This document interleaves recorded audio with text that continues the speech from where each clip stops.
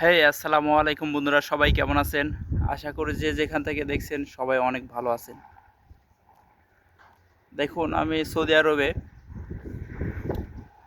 জিজানে আছি।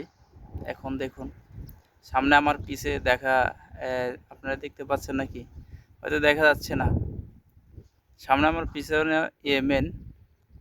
এখন সৌদিতে কোনো যুদ্ধ লাগলে কিন্তু এই সামনে এখানে বেশি যুদ্ধ লাগে। আর দেখুন, সৌদি আরবে মরুভূমির মাঝেও কিন্তু এই সিজনে মানে যে ও চলতেছে, এখানে কিন্তু দেখেন চারদিকে কিন্তু ঘাস আর ঘাস হয়ে গেছে। এখানে অনেক পরিমাণ ঘাস বা গাছ বা অন্য সব কিন্তু এখানে হয়েছে।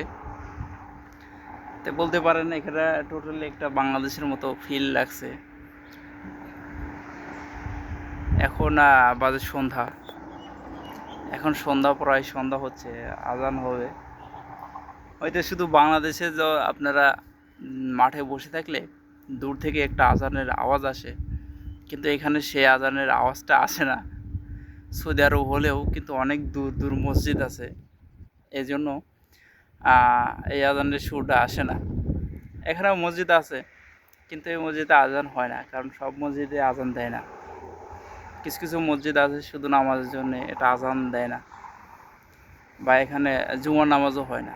কিন্তু আমাদের দেশে একটা মাঠের মধ্যে বসে থাকলে কিন্তু চারদিক দিয়ে একটা আজানের যে আওয়াজটা আছে, কিন্তু সেটা অনেক ভালো লাগে। আর এখানে বসে থেকে সেই ফিলটা কিন্তু পাচ্ছি, যে হয়তো আজানের সুরটা ভেসে আসলে আরও ভালো লাগতো। আমরা যারা প্রবাসী আছি তারা কিন্তু বাংলাদেশকে অনেক মিস করি, বাংলাদেশের পরিবেশ, বাংলাদেশের সব কিছুকে।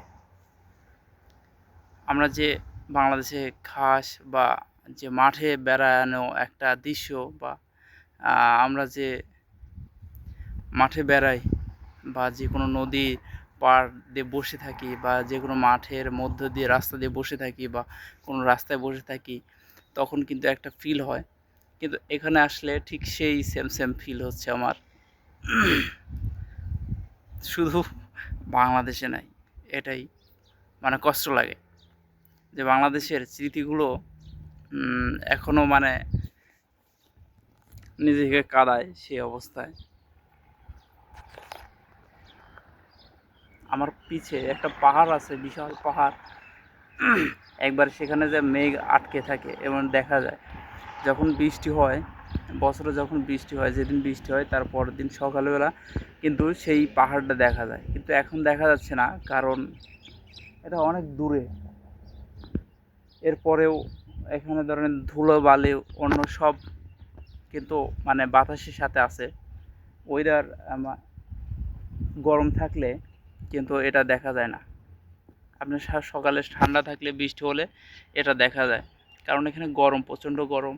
আর গরমে কিন্তু বাতাসে এই মরুভূমির বালুগুলো কিন্তু উঠতে থাকে। এই দেখুন, ওর মরুভূমির বালুগুলো উড়ে উড়ে কিন্তু আমাদের এখানেও আসে। প্রচুর পরিমাণ বালু আসে, প্রচুর পরিমাণ। মানে যত এইখান থেকে যত বালু আসে সব উড়ে এইখানে আসে।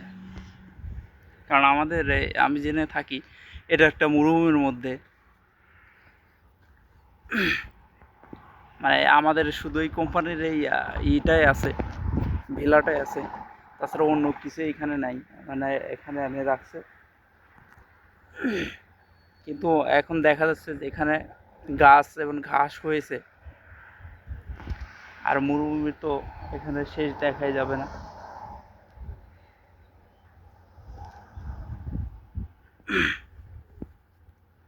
যারা চাকরিজীবী আছে, যারা যে কোনো কাজে আছে, তারা এমন একটা ফিল চায় যে একটা ফাঁকা জায়গাতে বসে থাকি, বা ফাঁকা জায়গাতে একটা বাতাস খাই, যে বাতাস ধীরে ধীরে বাতাসটা আসে, কিন্তু সেটা অনেক ভালো লাগে। বা নদীর পাড়ে বসে থাকতে যে বাতাসটা আসে, কিন্তু ওটাও অনেক ভালো লাগে।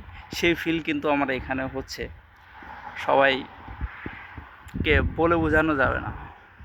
সবাই ভালো থাকবেন, সুস্থ থাকবেন। আল্লাহ হাফেজ।